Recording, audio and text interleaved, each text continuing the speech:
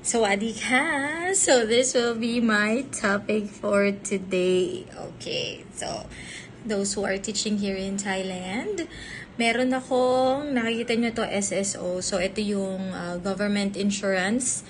And I also took an insurance from my bank. So, it's Ultra Care. So, ito yung pinakamahal na binabayaran for insurance. Pero actually, 1,599 siya per year.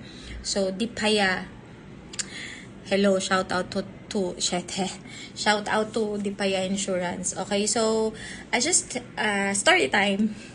I just had an accident last December.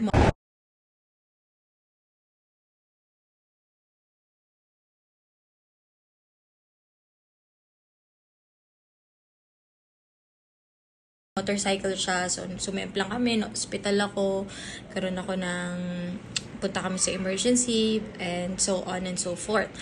So, ang story ako is, hindi ako nagbayad kasi I have insurance from the government. So, that's around 5,000 or 6,000 plus. Binigyan ako lahat ng documents, yung police report, and yung report from the hospital, yung findings sa akin, at kung ano yung process na ginawa sa akin, and also yung amount na supposedly babayaran ko. So, yun na. Wala akong binayaran. Uwi ako sa bahay with the medicine and all that. Now, I thought na meron akong isa pang insurance. So, sabi ko, I'm actually paying for this. So, why not take advantage? So, punta ang lola mo.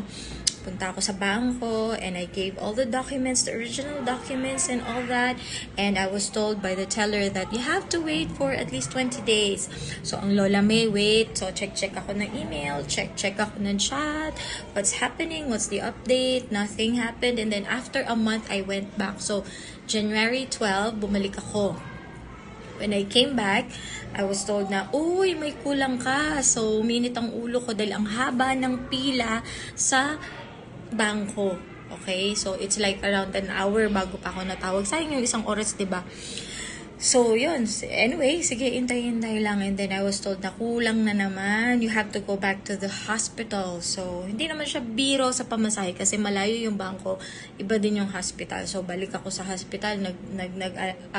Alat ako ng another time for that. So, I went back to the hospital and nag-usap sila doon ng bangko and the hospital.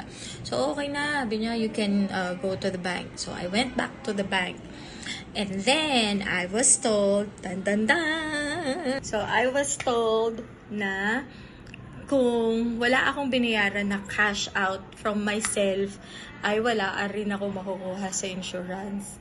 So, para sa mga katulad ko, maybe sa mga use na sa mga insurance, alam nyo na to. Pero those who are like me, who's paying for the government insurance and you're paying another one. Kasi syempre, kapag nag-sign up ka sa bank, may offer ka, ganito, meron kang 30,000, ganyan, kapag na-hospitalize ka and all that. And when you die, you get this one. And for motorcycle or car insurance, kakasama na siya, diba?